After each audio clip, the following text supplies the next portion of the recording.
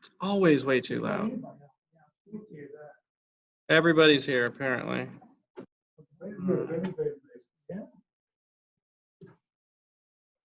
Alrighty.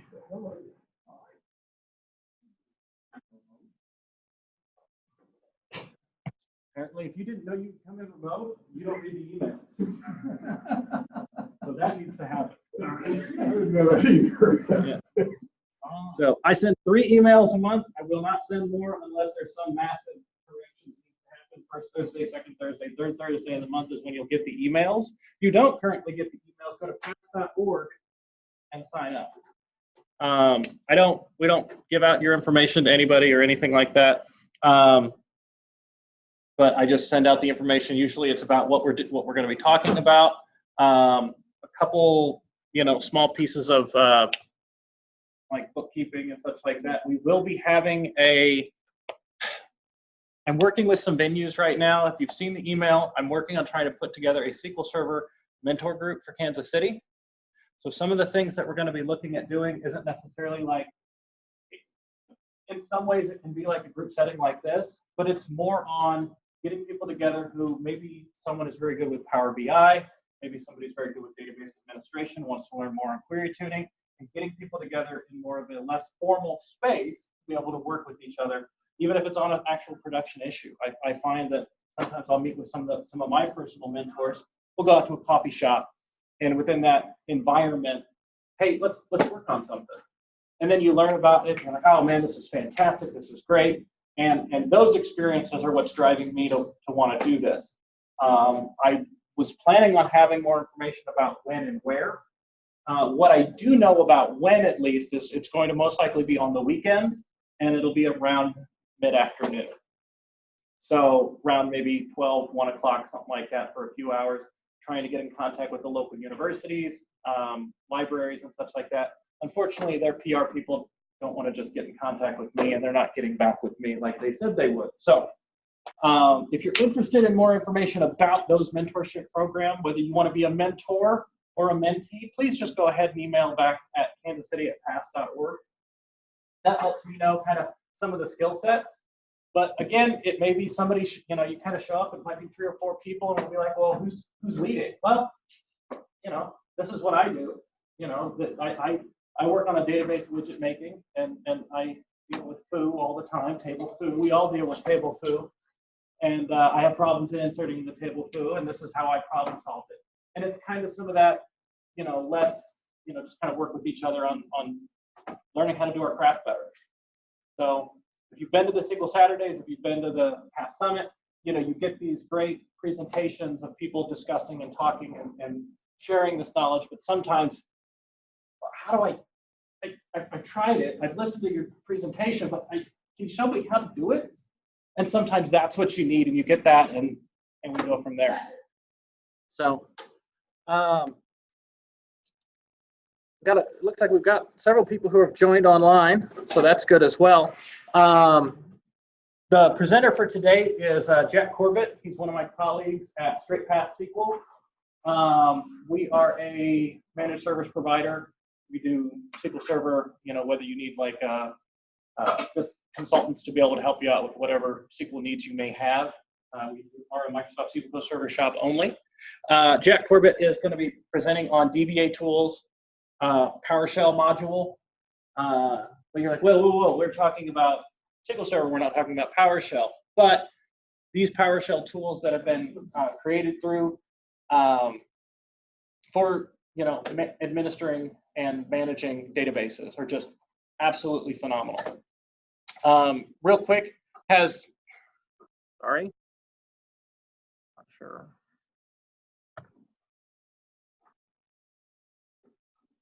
Those are on delay start.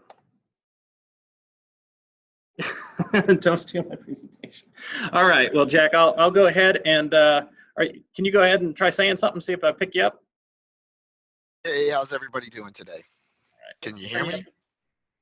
Yeah, keep going just a little bit.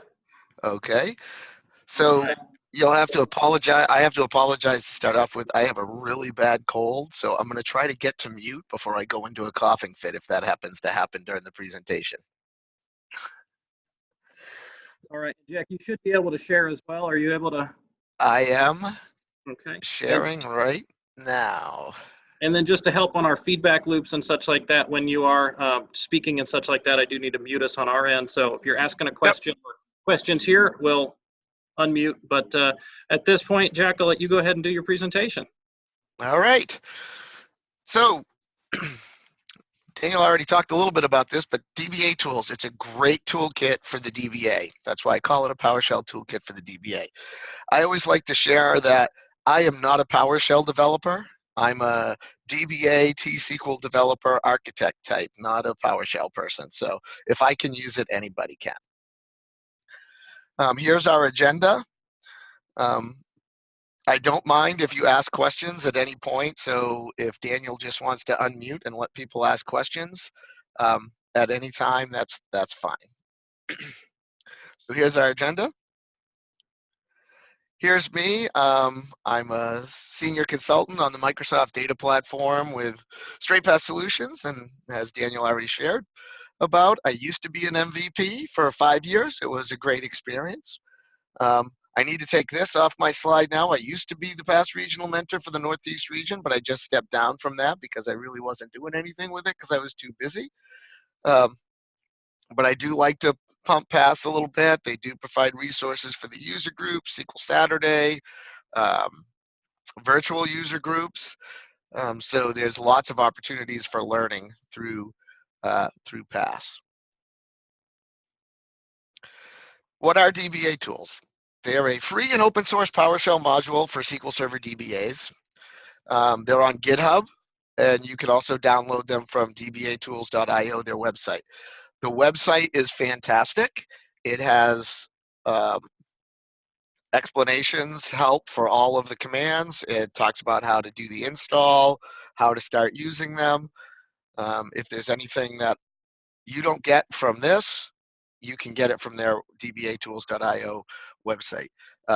It was originally created by Chrissy Lemire, or Lemire. I don't actually know how to pronounce her last name. She's a PowerShell and SQL Server MVP, and she initially created DBA Tools in PowerShell to help her do SQL Server migrations. So instead of having to worry about setting everything up, she put together PowerShell scripts that will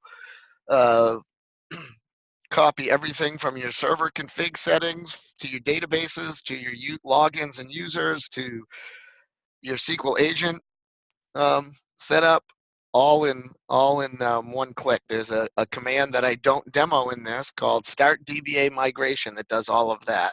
And there's a video on the DBATools.io website that demos that. It is maintained and extended by the SQL and PowerShell communities. If you're a PowerShell person or you want to get into PowerShell, this is a good place to do it because you have access to all of the code. And if you have a great idea for something to automate using PowerShell, you can submit it through GitHub, and it will go through their testing process, and it will go through, get released, get included in the next release. They're very responsive to bugs. You can submit bug tickets on GitHub and all that. I submitted one and got a response within about 15 minutes from somebody who's involved in writing those. So it's a real great resource. Why use it? Automation, right? DBAs love to automate or should love to automate as much of your job as possible. I always loved the t-shirts that the BIML guys would give out where it said, boss thought it would take 40 hours, did it in 4 with BIML. And that's the way I look at automation using DBA tools. Something that might take me a lot of time, now I can automate with DBA tools, and I can spend the rest of my day as a DBA, answering questions on the forums, reading blog posts, writing blog posts, putting together presentations. Doesn't have to be installed on SQL servers. It depends on what you're doing with them. If you want to automate using SQL agent, obviously DBA tools module has to be on your SQL server. It can often handle multi-step processes in a single line of code. Excuse me, I had to mute for a minute. I was coughing. One of the demos I do is creating an availability group using the PowerShell command, the DBA Tools PowerShell command for that. It's a little more than one line, but versus the number of clicks you have to go through in the wizard or anything like that, it's pretty cool. So you can do more and work less. I already mentioned start DBA migration. If you have the downtime to just say, hey, I want to copy everything from server A to server B and spin up server B as my new production, you can do that with Start DBA migration. Most of the migrations that I've done, I don't have that long of a downtime window, so we do it a little differently, but that's an option. There's some integration with some of the other free SQL tools that are out there, like Ola Hallengren's maintenance solution. There's a command to install that using DBA Tools. There's a command to install who is active using DBA Tools. The Brent Ozar's First Responder Toolkit, all of the Blitz stored procedures can be installed. Glenn Berry's SQL Server scripts are integrated into this as well. So there's a lot of ways to use this. There are 500 plus commands, and they're adding more all the time. In about an hour of time, I'm going to show you somewhere in the range to 5 to 10 commands. Excuse me. I know that there was a pre-con at the past summit this year on PowerShell tools, on DBA tools, and I believe he did 30 or 40 commands in a full day session. So this is a real taste. It's like doing a wine tasting. You're not getting a whole glass of wine, you're just getting a taste to try to get you into using this. How do you use it? You go to dbatools.io, follow the install instructions. On newer OSs, Windows 10, SQL Server, Windows Server 2016 Plus, it's a piece of cake. You run the install module command, install module, DBA Tools, and it will go out and do the install. On older OSs, because you need a later version of PowerShell to have the install module commandlet, you need to install Windows Management Framework 5, and depending on what version of Windows you're on, you might have to, and whether you're up to date on your updates, you might have to install a Windows update, so there might be a couple of reboots there. There's also, quote, an offline install where you can just download the commands and you put that into one of the module paths in your environment variables, and it will just pick up and do that. And that's what I'm going to demo today, because this can be something you can do without having to worry about doing a reboot. It makes it work. And then you just need to start scripting. And I suggest starting with any of the get commands, right? Get DBA, because get is like a select in SQL Server. You're not changing anything. You're just saying, hey, get DBA agent job. Supply a SQL instance or instances, and it will return a list of the jobs and their properties. A common command that I use all the time is copy DBA login. And with any of the commands that make changes, you can supply in PowerShell, there's a parameter called what if, and that does exactly what it says. If I were to actually execute this command, what would it do? And it will list what would happen if you ran copy DBA login against this server or set of servers. And the great thing about copy DBA login is it copies the SID along with the username and login name, and it copies permissions as well.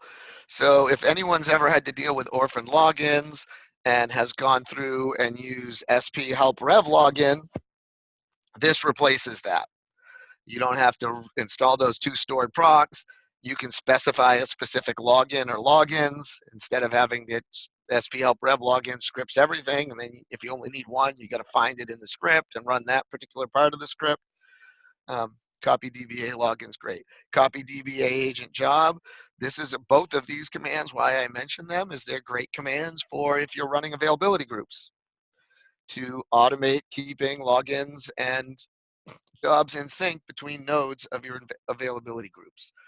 Right now, I need to, I have a way to do that without doing a lot of scripting.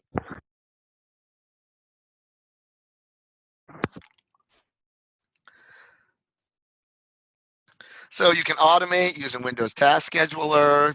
Pretty much anybody can figure out how to do that. I'm not demoing that. And again, this is something that with Power DBA Tools, because everything is connecting remotely to the SQL servers, you could set up a Windows server and use Windows Task Scheduler to do your automation of this stuff. I'm not saying that's the way I would do it, but that's an option. Or you can install the module on your SQL servers and you can automate using SQL Agent. And I do recommend using the operating system command step and calling PowerShell exe over using the PowerShell step type. That link from Derek Hammer has a really good explanation of why you can do that, because different versions of SQL have different ways it uses PowerShell. So you may or may not have access to everything you want in PowerShell, because some versions of SQL Server, when you do the PowerShell step type in SQL Agent, they just run SQL PS, some run PowerShell. If you do an operating system command and call PowerShell exe, you know you're getting the full version of PowerShell in here. Excuse me. So that's basically it for slides. I do have one more slide that just has my contact information. But now we're just going to go in and do some demos. And I'll explain real quick. So I've set up 3 VMs on my laptop. One's a domain controller, and 2 are SQL servers, so that I could do an availability group, and the SQL servers are already part of a Windows cluster for the availability group. Let me switch over to the VM that I'm going to be working from. And that's the one that I want. Any questions at this point? I will answer any questions anybody has, because I can say I don't know with the best of them.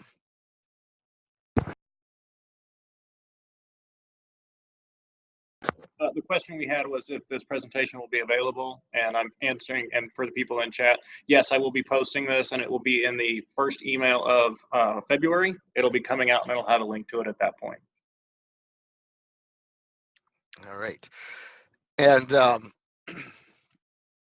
I will send Dan also all of the demos and scripts that I've run here. Just to check, you can see my PowerShell window right now, just to make sure. Yes, we can. All right. So here we are in PowerShell ISE, and I always say this, real PowerShell people tell me don't use the ISE, but you know what, it gives me a little bit of IntelliSense, and on this VM, it means I don't have to install anything else.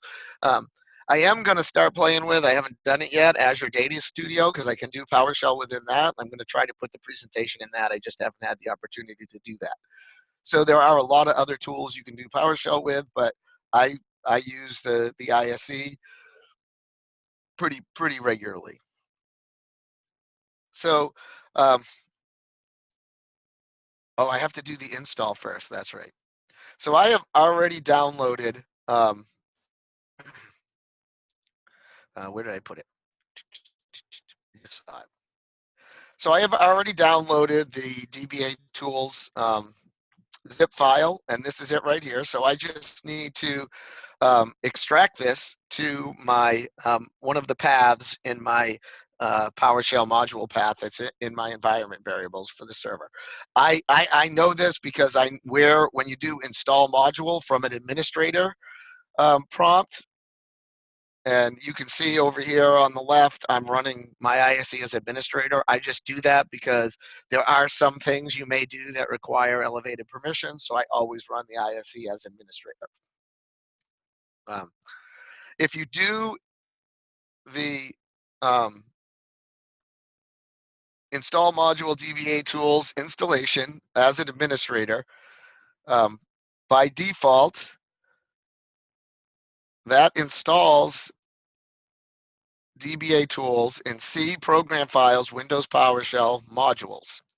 And by doing that, that is in everyone's path. So that makes it available to everyone. Any modules that are installed here are available to everyone. So all I have to do is a couple of things.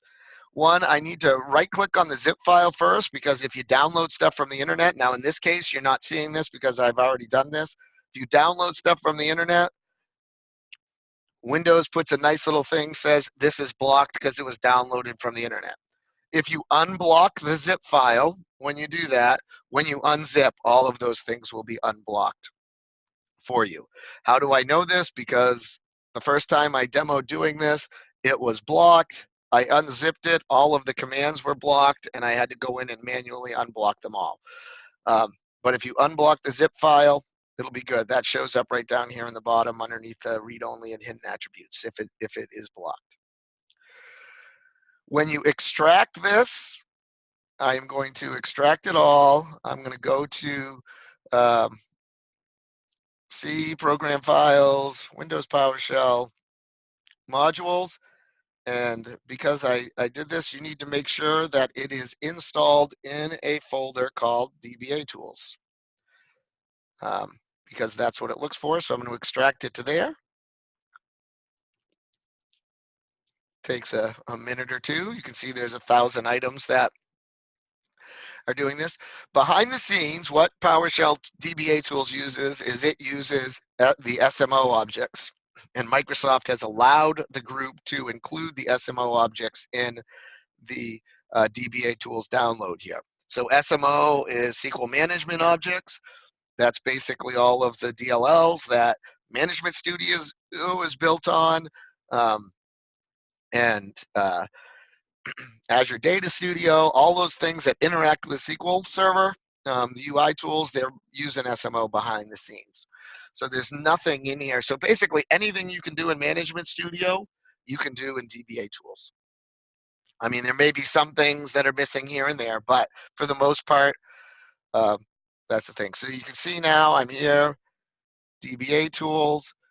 If I look at my modules and I do a refresh on the modules just to show this, now in the list of modules, DBA Tools shows up here. I can select that and it gives me a list of all of the commands that I have access to with DBA Tools. And as you can see, there's a lot. So what I show you today are some of my favorites, the ones that I use regularly and that I have experience with. I like this one because almost everyone has dealt with login failed due to NT authority anonymous login, which means Kerberos is not working correctly. Your SPNs are not set correctly. So there are a set of commands in DBA Tools for working with SPNs. And I like this one. If there's a get DBA SPN where you supply a computer name and it goes and looks for the SPNs, and if it doesn't find it, it doesn't return anything. I prefer this test DBA SPN, and this is one of those tools that I've had discussions with people about. When I specify the computer name, it's going out, connecting to that computer, and it is actually port scanning to look for SQL Server instances. So if you go back to your job and you run this and your security team says, hey, somebody's running a port scanner, it may be you, because it's checking for all instances on the SQL Server. So I'm actually going to change this to my other SQL Server instance, because this computer, SQL02, has two, I have two SQL instances in, and it's going to find both. And what this will do, this will tell me what SPNs it needs, and if they exist, and if not, it will actually give you the command to create it. So this takes a minute to run,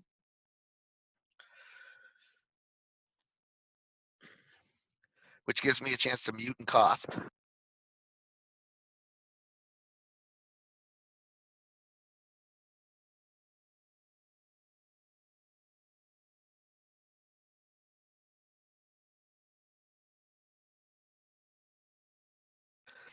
One of the other things that I share when I'm doing this is that I am running as a domain admin on this little mini domain on my laptop.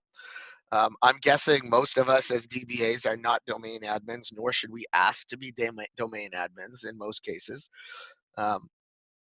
So we can typically run checking for the SPNs, but we typically cannot fix the SPNs because we do not have domain admin permissions to run to set SPNs in Active Directory, and that becomes, an issue here. So I'm gonna, while that's still running, I'm gonna come down to the next command here, and I'm gonna actually skip one. So if you have an instance where an SPN comes back and it is not set, that's what test DBSPN returns an object, and you can pass it to, this is the pipe character, so you're basically just saying push the results from this command into this command. And what this command is doing is it's basically a where clause saying where is set equals false. So if the SPN is not false, now I'm piping the results of this to set DBA SPN, and it is going to create and set those SPNs that are missing. And I'm going to wait just a second longer and let this run. I originally had it running on the local machine, so it's a little faster, but because I had 2 instances on the other machine, that's why I wanted to show that it finds the named instance as well. Let me do this. I don't usually do this, but hey, let's start another PowerShell ISE session, so we're not wasting everybody's time here. And I just ran this the other night and I returned in like 10 seconds when I spoke at another user group. So here in the ISE, if I'm scripting and I want to do stuff, I can run the commands, I can create the commands and chain commands together and do looping and that kind of stuff and creating a script. Or I can also just run stuff basically down here in the command line as well. So I'll run this against my local instance and hopefully it will return faster, because I do want you to see the results of what this gets returned. There we go. So that was a lot better. So you can see on my local instance, and let me do this to make it easier for you to see because I did this in the other session. Equal font bigger. It's telling me that this SPN is missing. This is the SPN that is required. And that's the most, and this SPN is also required. So this one is without the port specified. This is with the port specified, right? So that puts us in a position where now I know what needs to be done. My SPNs are missing. I need to set them. And let me see if that is finished yet. I'm just going to let this sit and run and see if it ever finishes. It should time out at some point. I know that other instance is running, so, but we'll work over here now. So now we can run this. If I run this, this will now create those 2 SPNs. And one of the things that it does when it creates the SPNs is in Active Directory, the user account needs to allow delegation. And a lot of times that is missed when people are setting up SPNs. They don't allow delegation. And sometimes that still causes problems with Kerberos. But I can run this command. And the best thing about this is I can run, as the DBA, I can run the test DBA SPN and say, oh, I'm missing some SPNs. And then I can just send this command to my domain admins and say, run this on this box that has DBA Tools installed, or show them how to use DBA Tools. So I can send this to my domain admins, because now I can just run that script.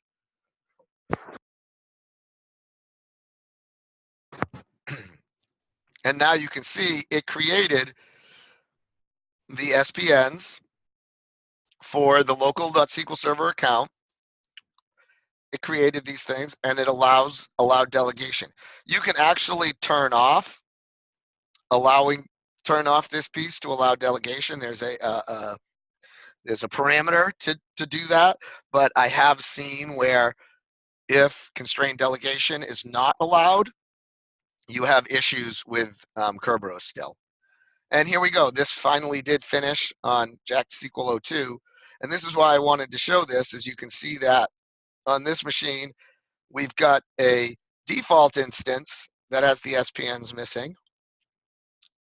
And then I also have my SPN test instance with the with SPNs missing. So you can see that I didn't tell it what SQL servers to look at. It went out to the server, did some port scanning, found the 2 SQL instances, and tested for the SPNs. It tells me what I needed to create. So that's why I wanted to run it against that machine. Any questions so far?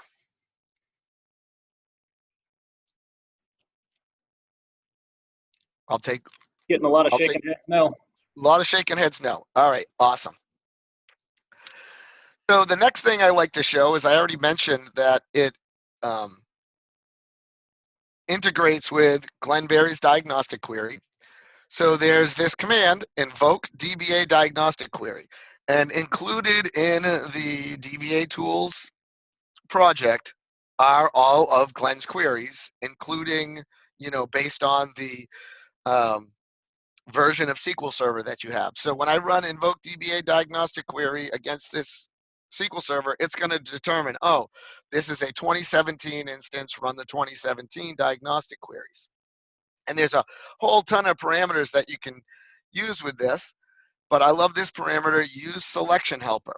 What that does is it pops up what's called the grid view and allows me to select the diagnostic queries I want to run.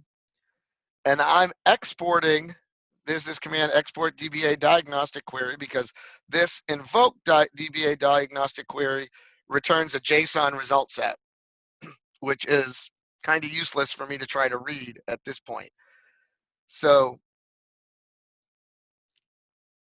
somebody came up with export DBA diagnostic query, and you supply the path, and I'm sending this to GB Glenberry output, and it's going to create a CSV file for every one of the diagnostic queries that I run. Now, obviously, on this machine, and I will run it and show you how this works. On this machine, there's not a lot going on, so you're not going to see a lot, but here's all the list of the commands that I can select, and I can select, I can use control and select multiple. And I like to always do, and I can also filter up here, and I can do weight, and I can always say, all right, I want to do top weight stats. And that's typically the one that I demo. I show this. So let's just grab a couple. I'll do lock weights as well. They probably will. Actually, I won't do that. I'll do database properties, right? So I select those 2. I click OK. It's going to run. That's how quick it runs, because it's on the local instance. And it tells you, here are the files I created. So I don't have Excel on this machine, so the CSVs are going to just be a little hard to read, but this will show you the output that we have here. Come on. So it tells me, here's the database properties. I'm in simple, full, simple, and all of that. And the top weights shows me that, oh, look, wow, I have thread pool weights going on this server, and there's nothing going on, so I don't know how I can have thread pool weights. But so, I mean, that's just a great tool. One of the ways that I use it is as a quick thing. I don't have to download Glenn's scripts, because one of the things we do at Straight Path with our clients is we typically get a jump server that we RDP to. We install Management Studio, we install DBA Tools, we install the other tools we use there. So I know I can just go to the jump server, and I can run these and get a baseline of where my server's at, get my configuration information, whatever I'm looking for that Glenn has provided in his scripts. It's just a great way to do that. And the other thing I can do with that is I can I can specify multiple servers, and it will run it against all the servers. There's also a couple of tools. There's a command that allows you to read if you have used registered servers in SSMS. It'll go out and get all of the list of the registered servers, and you can pipe that server list to any of these commands. It will connect to a central management server to get a list of servers, and there's filtering you can do with that. So there's a lot of great things you can do with that. Since I don't have registered servers set up or a central management server right now, I can't really demo those. But you can also stick a list of data servers in a file, read the file, and pass that list to pipe that list to all of these commands that look for a SQL instance, and you get so you can run this against multiple instances at one time in one run. All right. So the next couple of commands, I'm actually going to run these two together. Whoops. Helps if you do copy and not paste. Control Z, make sure I undo it. So if I copy that, so all I'm doing is, running a create database statement basically. So I can create databases using DBA Tools, and I can do backups using DBA Tools. And, for new DBA database, I'm just using the most limited thing. I'm just supplying a SQL instance and a database name, and it's going to inherit everything from model. If you can specify it in a create database statement, you can specify it when passing it to do DBA databases. So, for instance, where I might use this instead of, manually creating a database is if I have an administration database that I want to deploy on all my SQL servers. So as consultants, we go into an environment, there's 20 SQL servers, and we want to create an administration database. We can, build the new database command, give it the list of SQL servers, and specify the name, everything we need set up for it, run it, and it will create that database across all the instances. And here I'm just doing a backup command, and again, this is another one where it will, it's a standard backup. And if you have, backup compression default enabled, it will do that by default. I could specify compress, but I know I have backup compression default set up, and I don't really care because it's an 8 meg database. So I'm just going to create the database, and I'm going to do a backup. One of the reasons why I do the backup here is because later on, I'm going to add the database to an availability group. And even though I can specify in add DBA AG database to do a backup, it still says I have to have that initial full backup, even though I'm taking it as part of the command. I've submitted that as an enhancement to that command saying, hey, if I'm telling you to take a full backup, you don't need to fail because you didn't take a full backup. Just take the full backup first, right? But I'm also doing this because the next command I want to show you requires a database backup. So I just created the database. Here it's telling me I created the database. Here's the version, collation, who owns it. And then here's the backup information. Did I do the backup? Yep, I did it to one file. Here's the backup command that was run. Here's the size, where I put it, when it started, when it ended, how long it took to back up, right? Because it's so small, it took no time to back it up. So I've got all of that. And I really did that to demonstrate this next command. Because what's the rule? You only know if a backup is good if you can restore it.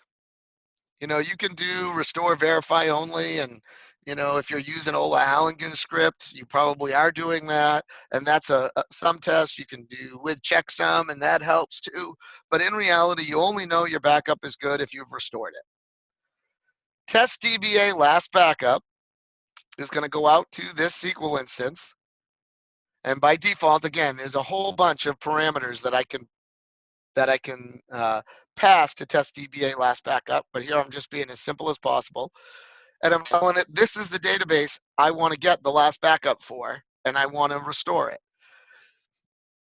And you can change it. You can say, I want to test the restore on another SQL server. So I can do another SQL server here, specify the destination.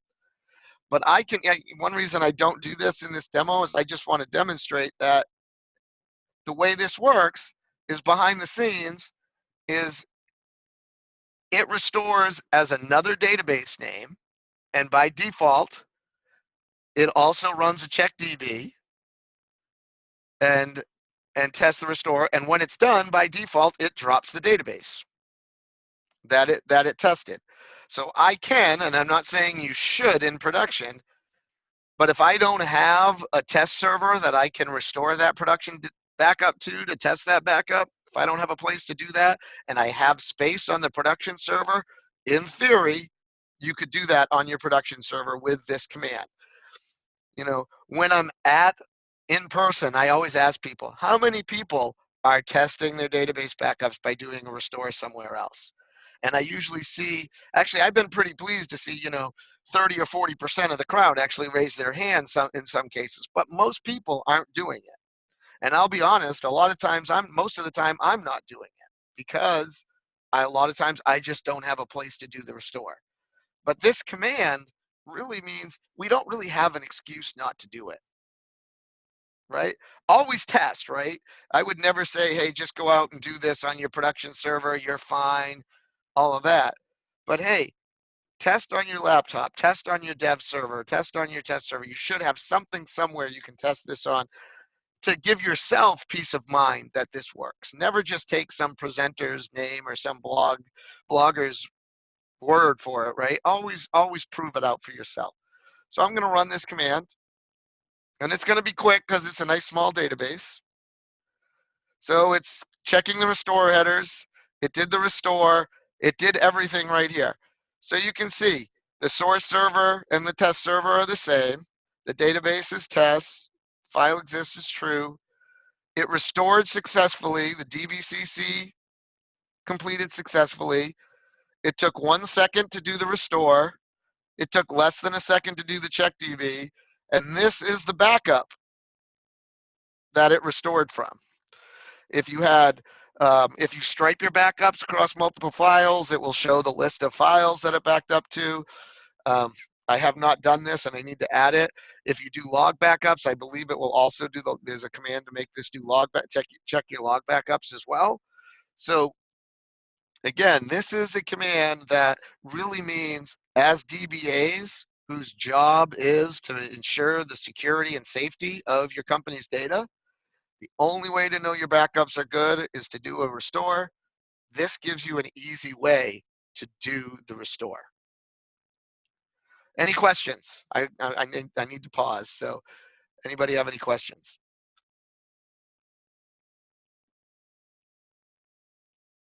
Nobody in the room having any questions at this point. They're looking incredibly thrilled, though. All right, good. I'm glad you're incredibly thrilled. So I really struggle doing these remote presentations because I thrive off of seeing what the audience does and says.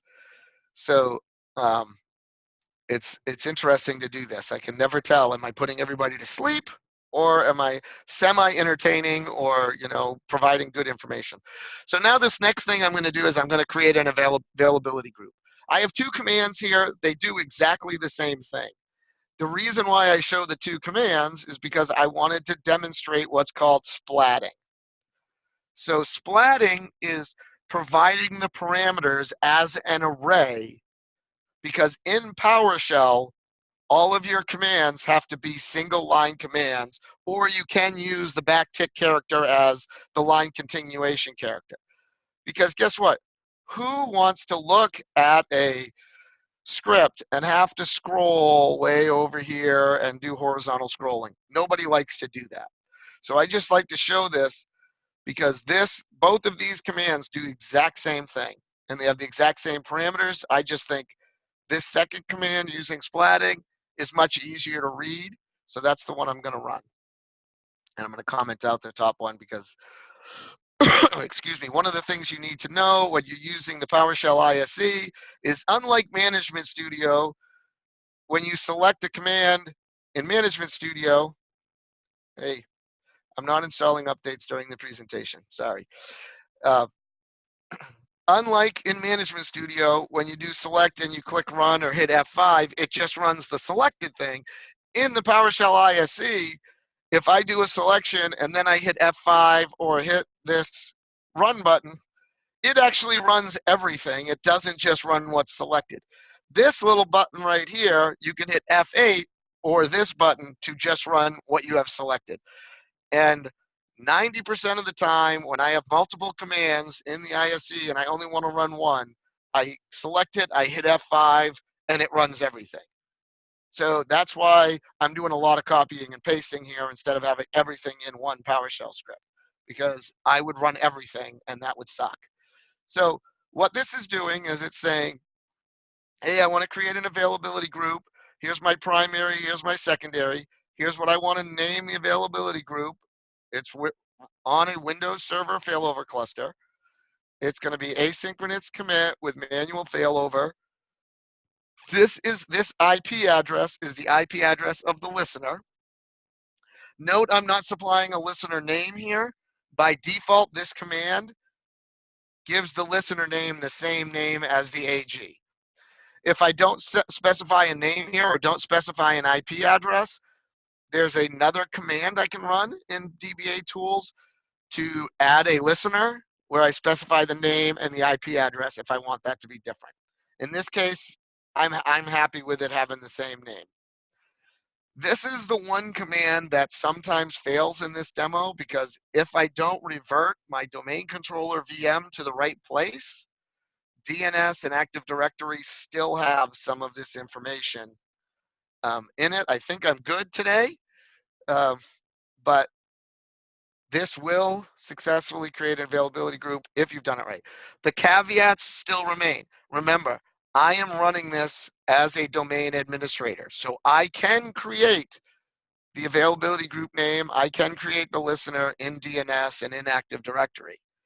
If you're not a domain admin, you can't create that. This command will fail doing those things, and you have to get the domain admin to do it or have them pre-staged, just like you would if you were stepping through the wizard in Management Studio. The other thing that this command does by default is any databases that are, non-system databases that are in exist on the server, it is going to add those databases to the availability group by default. There is a parameter to exclude databases in this case, because I only have one small database that I want added to the availability group anyways. I'm going to let that run, and that's also why I took that backup, because if I hadn't taken that backup of that database, I would get an error in this command trying to add that database to the availability group because there's no backup. And notice I am doing the automatic, setting this up to do automatic seeding if I want to do that with 2016 or 2017. Obviously, if you're doing this on before 2016, you can't set the seeding mode. You would not include that parameter. I do like automatic seeding. There's a couple of trace flags that I can't remember off the top of my head that help with automatic seeding with compressing the stream. So it takes a little more CPU, but if you're doing large databases, that has helped in cases where I've used this, where I've used automatic seeding. It has helped with larger databases to make sure those trace flags are enabled. I don't know what they are off the top of my head. I would have to look them up. But this is about DBA tools, not availability groups anyways. That's just throwing it in for you for your edification. So let's run this. So you can stop these prompts. I leave these prompts in to do this. So do you want to add the primary replica? Yes.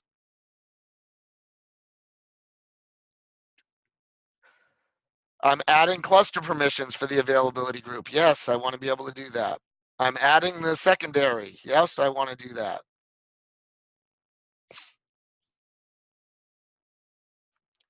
I'm adding the static IP. Yep, want to do that.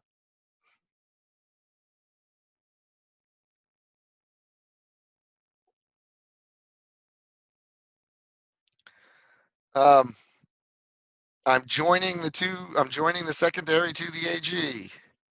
I'm setting it to automatic and giving the create any database permission to the AG. Doing that on the secondary.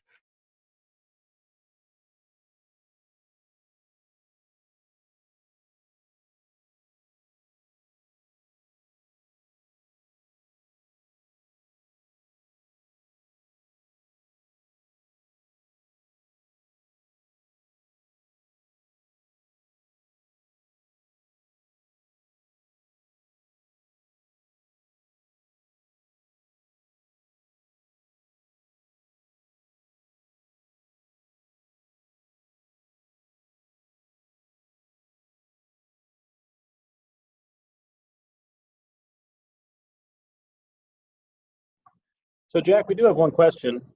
Are most of the tools built in such a way that if one step of the command fails, that they all fail, or that they would all roll back? And I think we lost him. So we'll wait just a minute. I'm probably going to get a ping from him real soon.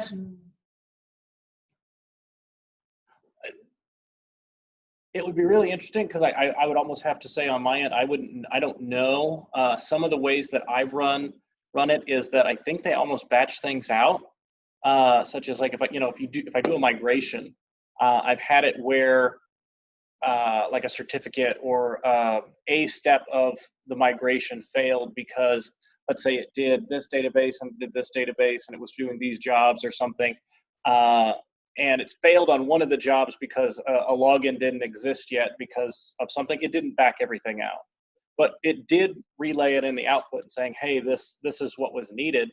There were ways for me to then rerun like the migration and say, hey, get the stuff that you missed on the last one. So I could do it that way, but from enough information to continue or clean up. Yeah, it'll, like I said, for the migration, which is one of the ones I've done a few different times, when it has failed on a migration. So maybe, hey, we were going to copy this login. You didn't tell me to force this login. It's caused a SID mismatch or something of the like. It gave me that error, and I go, okay, well, now I know I need to go back and review that. And luckily enough, also on the output, it gave it in a nice red text, so I knew to look for it. So I do apologize that Jack, not sure what had happened. I'm guessing at some point he's probably either rebooting or logging back in. I'm gonna ping him real quick. Yeah.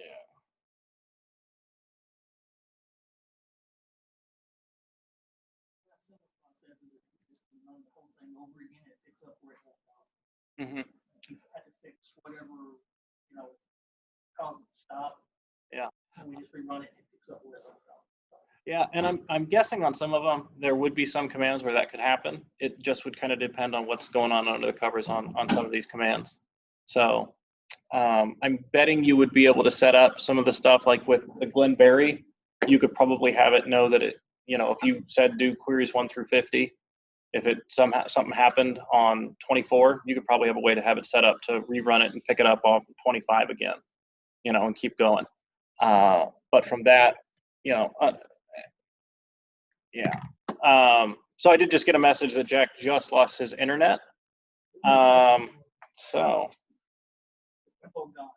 yeah, the best way to have it right in the middle of a demonstration at that point. So since we all are still here, well, I don't know if he's going to be, how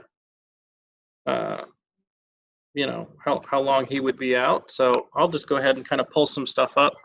So in DBA Tools, what he's, a lot of the things that Jack's talking about are some of the different commands, and they have a lot of the different, options. Which was the one, new availability, DBA availability group.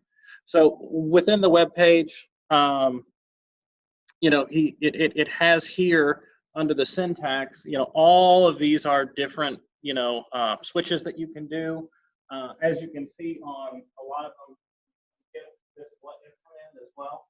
This what if commands, that one that says, hey, if I ran this, what's going to happen? Now, again, on a migration, I've done a what if command, and it said, hey, I'm going to copy all this, I'm going to do all these things. And then I ran the migration, and then I had errors, and it's like, well, what happened? Chicken and egg problem on some of it. Oh, I didn't move the login over before I moved something that needed the login. Oh, well. Yeah, but at least you have a good idea to say, hey, I don't know what this command's going to do on my environment. I want to kind of test it, but what's it going to do? And this is a good way you can kind of always say, if I'm always adding, you know, the what if command, you know, that's what it's saying. The nice thing is, some of my sheets that I'll do on this, you know, they give you some examples here on DBA Tools of what to do. I also find I like examples. I like seeing how other people do it. So if somebody's got, they're using, let's say, the new DBA availability group, that's not an example here, I go to GitHub and I type that command in and I look through the code and I see who else uses it and how they use it. Now, granted, you will probably find a good 30 to 40 different repositories of people who have forked it and maybe working on it, or maybe they forked it for their own reason, and you'll just see the exact same stuff that you'll see here. But you'll also be able to find some of the other things. For instance, I've been on there, I was looking at one like, how does this one work? And then I found, oh my gosh, they piped it to this, and one of them was pulling all the SP configuration, you know, looking at a server. And I'm like, well, I know I can pipe in a multiple set of instances, but how do I, you know, I want to see everything the same or what's all different. I just went to GitHub, took that command, pipe, you know, look it in, and somebody's got this whole thing, how to compare all of my instances and what the SP configs are, differences. And I just went, oh, and it works. You can also, you know, make sure you do the what if, you know, you never know. You never know with some people.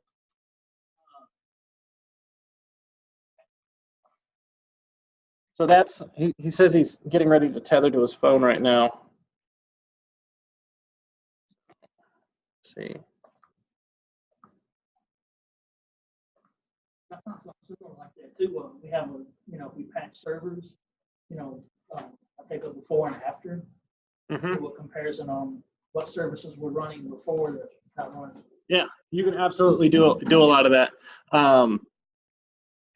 And it looks like he's back, still muted though, so he'll have to unmute, or maybe I need to unmute him.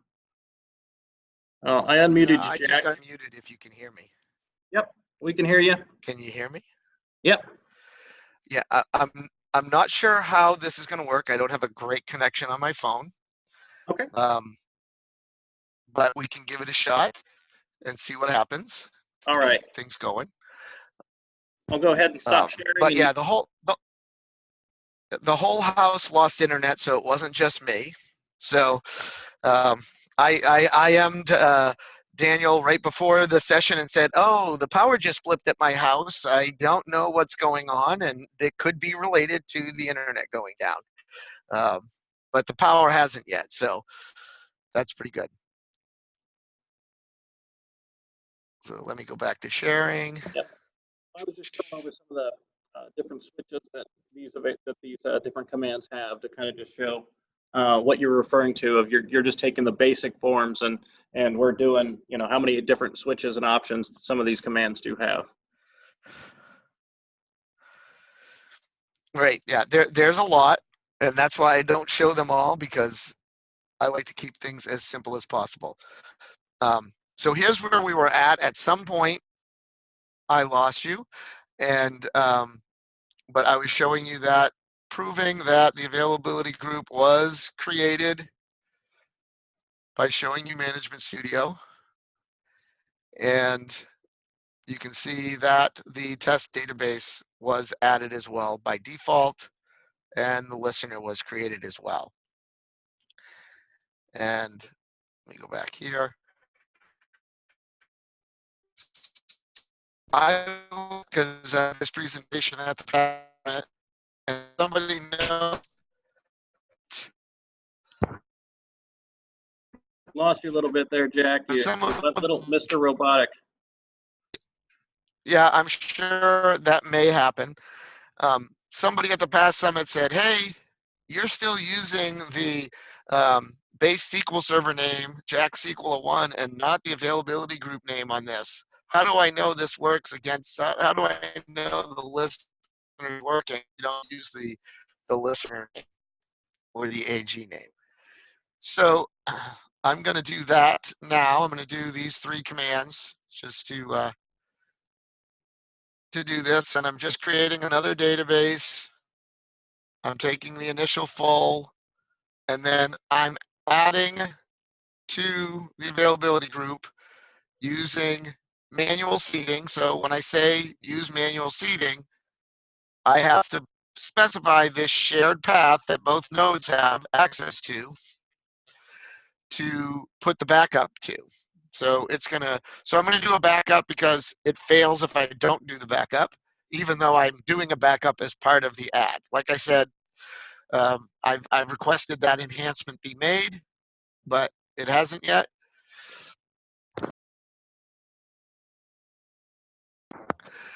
So this will be fairly quick because, again, it's a little 8 meg database.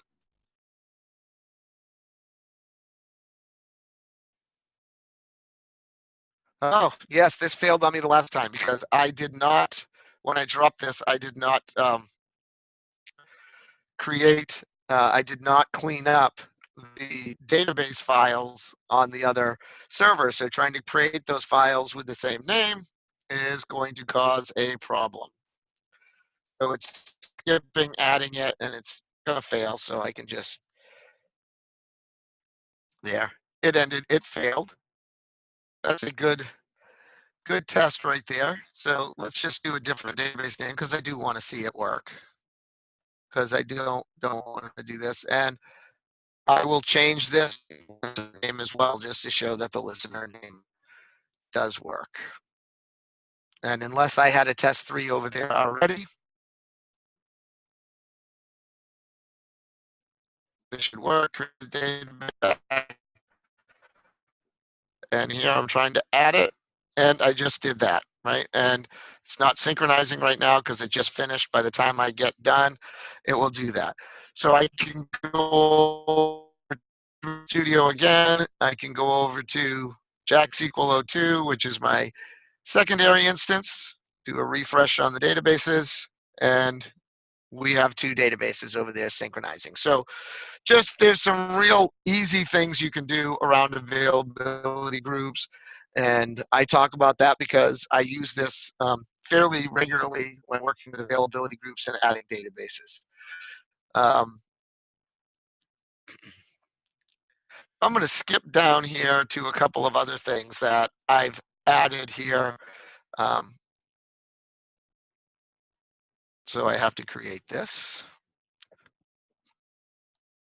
So the first thing I'm going to do, because I like to do this, you do have to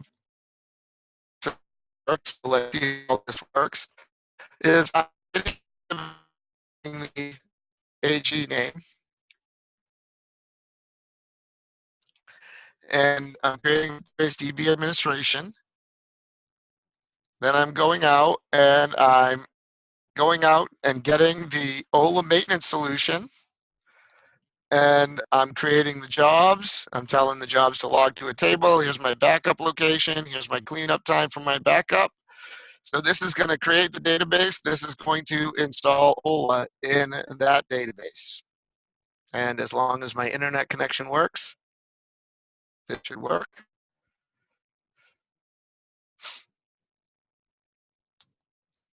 And let's go back over to this action right now, just to look at a couple of other things that I really like here that don't need the internet.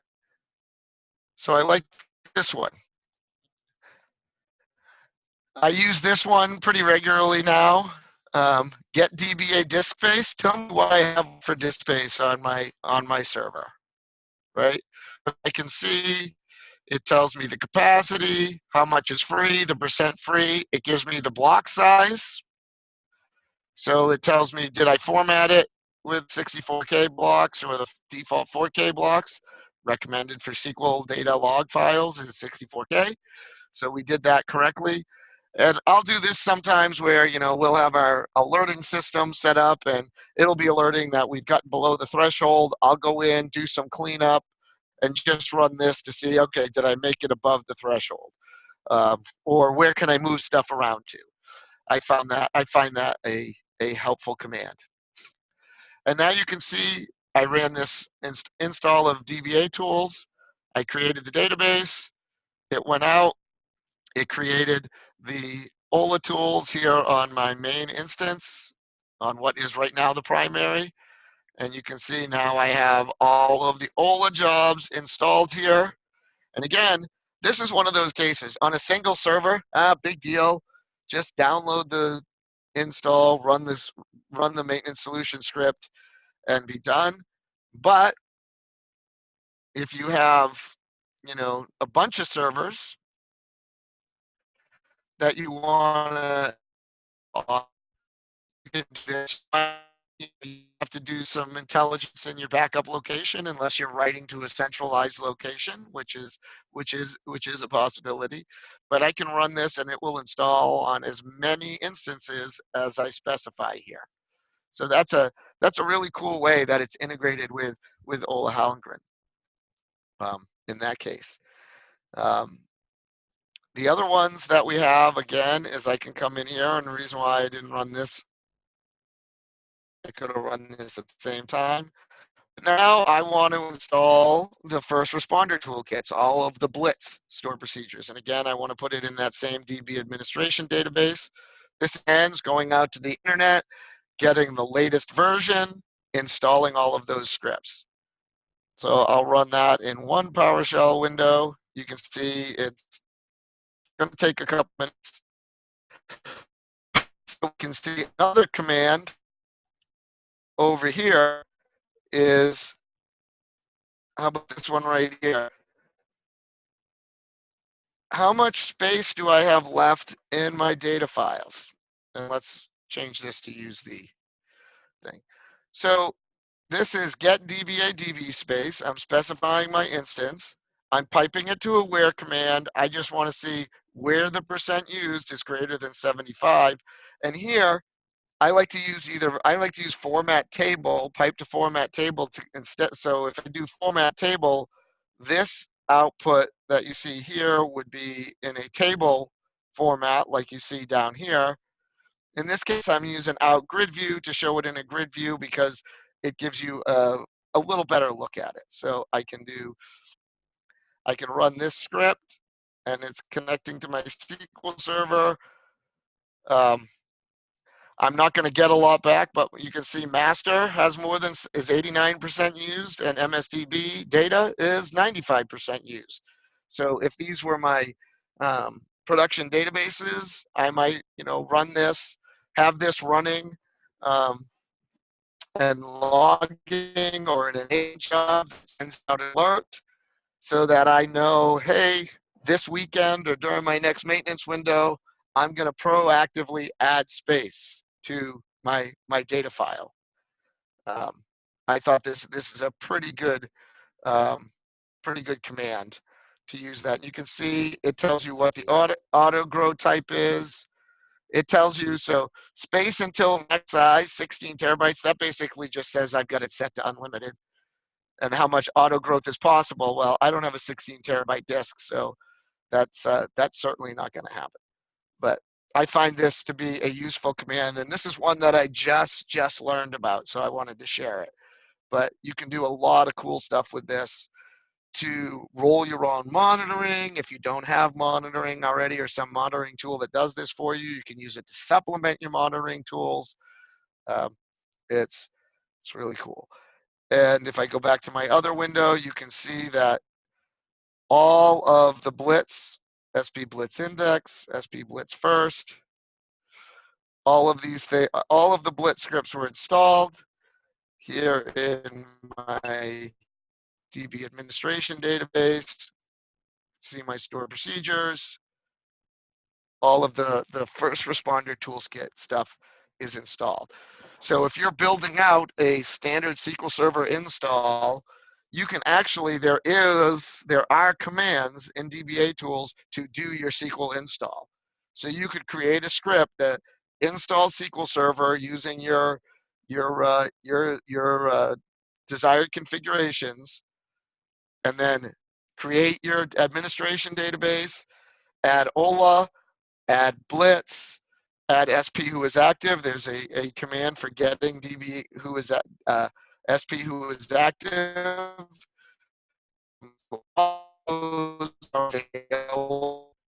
And I'm just going to show one more for now because this is one that I just found this week. And this is helpful to me because I have a client that on a regular basis refreshes their databases from production backups to, we have a process that does that, to lower environments.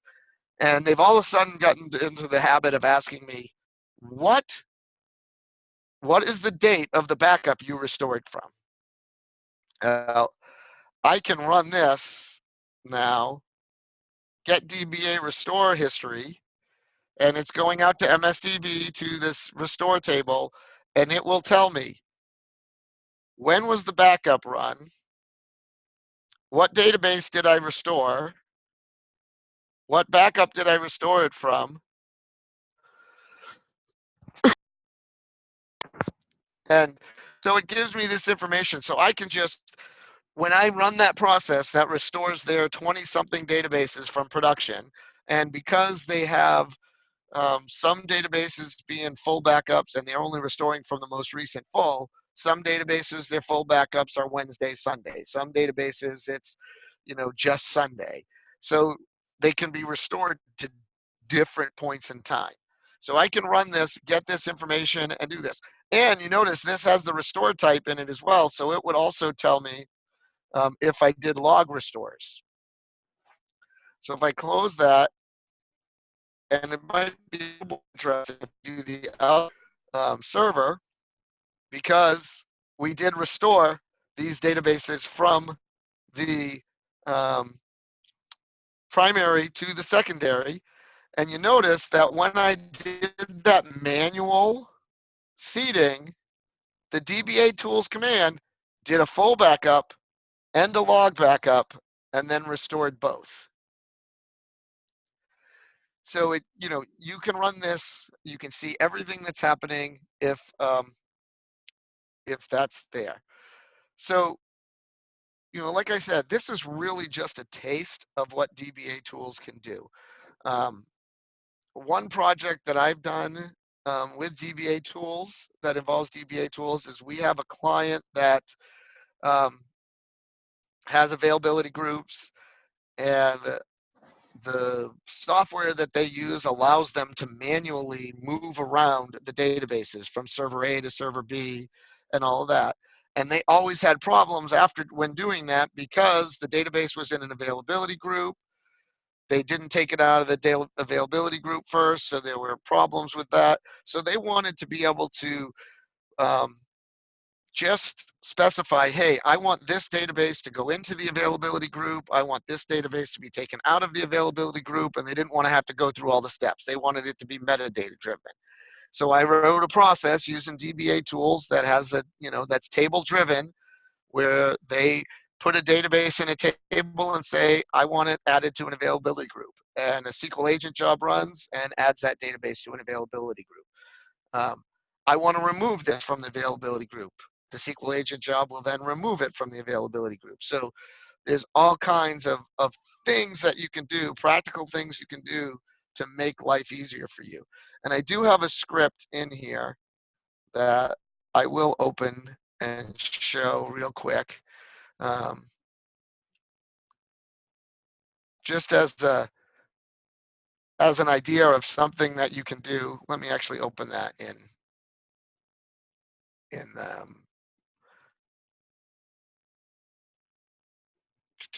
oh wait, scripts, there we go. So what I mean, this is demo code and is not ready for use, but I can go in here, and I don't know why that $sign's there, it's not supposed to be. And I can say, give me the list of databases on my server, excluding the system, excluding my DB administration database.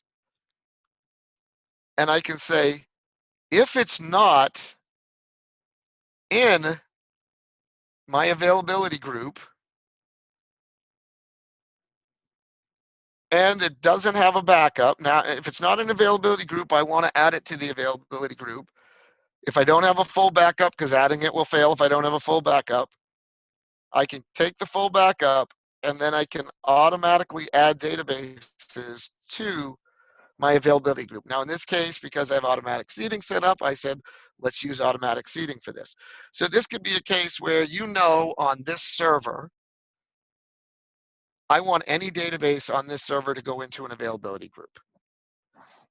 So when a new database gets created, I can put this SQL script, I can run this PowerShell script in an agent job that runs whatever you want, 5 minutes, an hour, hourly, whatever, that checks and says, hey, do I have any databases not in the availability group?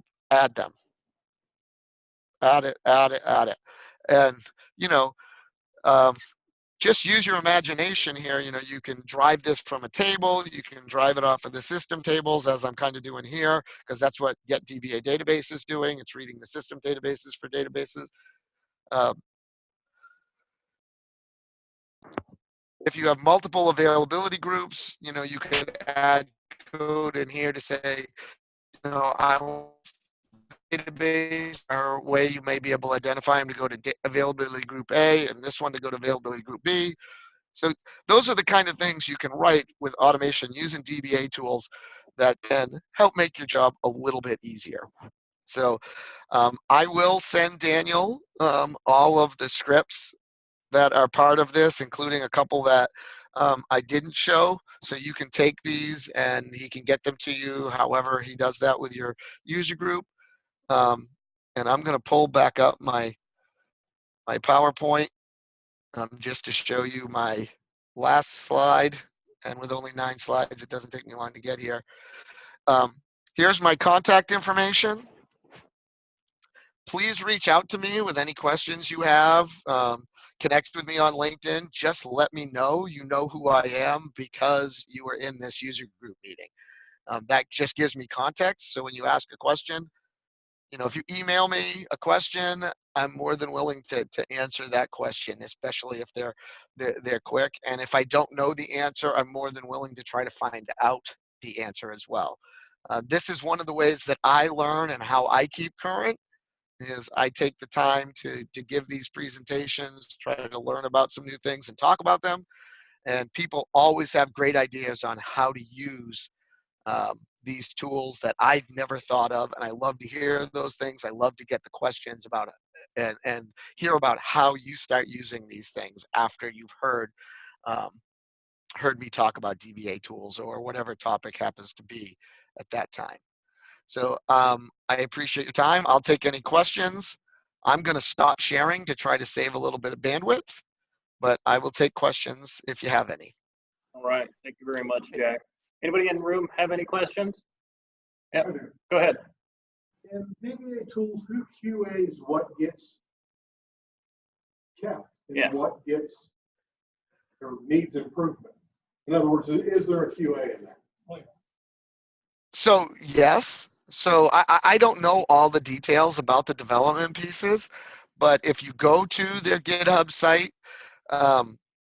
they have some automated unit testing that they run. They do code reviews. Nothing gets promoted to master and released without being reviewed and without being tested. Like any piece of software, it can still have bugs, but they do have automated tests. They do code reviews, and it is open source like any other open source project. There are people like Chrissy, I believe Rob Sewell over and also works on doing the reviews and promoting and things like that. But there is a process. I haven't contributed, so I don't really know what that process is. I've just submitted an enhancement request. I've submitted a bug ticket and seen that process go through the bug ticket being worked on. And the back and forth that went on with that. It is tested. It is PowerShell. So when you download it, you get all the code and you can review all the code. And so, you know, if you have questions about how something is working, now, as I said, the core components are built on SMO, which is, you know, what Microsoft uses to build their tools to run with SQL Server, right? Building Management Studio. I'm assuming Azure Data Studio as well. What was the other Hey, question? Jack, I had a question of following up what you just said there. Yep. Does DBA Tools, does it work well against SQL Server on Linux? I have not used it against SQL Server on Linux, so I don't know. It can run in a limited fashion on PowerShell core, which means DBA Tools can run on Linux as well. But I would assume that it can run against a Linux server from Windows just fine, because again, if you can do it in Management Studio, that's what you're doing in with DBA Tools, with the exception of some of the commands, like I demonstrate, you know, the SPN commands probably aren't going to work. The get DBA disk space or disk usage, I always forget which one that one is, space or usage, probably is not going to work, because that's probably using WMI, and I don't know that they've put anything in place to find that information from a Linux machine. But anything that's SQL specific should work against a Linux SQL server. Okay, gotcha. Yeah, thanks for that. Okay, thanks. Thanks also for doing the demo. Appreciate it. Yeah, no, it's cool. Glad. Any other questions in the room? Yeah, I heard that they're basically making pester tests for all their commands. Heard that they were basically making pester tests for all their commands. Yep. I like I said, I'm not a member of the development team, so I know I use them, and I'll be honest, all right, I trust them because I know many of the people who have contributed to them, right? So, you know, I trust those people that I know they're doing the right thing.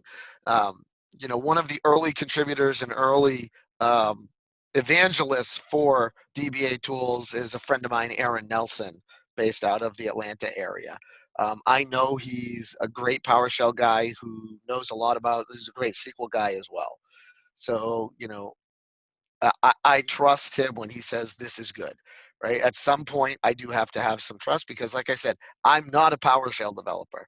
I can write some PowerShell, and then when a PowerShell developer sees it, they're like, why did you do that? That is some of the worst PowerShell I've ever seen. Well, it works. Kind of like what you know, a lot of us experienced SQL Server people say when we dig into somebody else's SQL code. What? Why are you doing that? Well, you know, I haven't learned enough about PowerShell to do it well. I learned it to do it well enough that things work. And a lot of people, that's where you start with every programming language. So. Well, I'm going to go ahead and at least stop the recording now, and if we have more questions, we can go ahead and do that.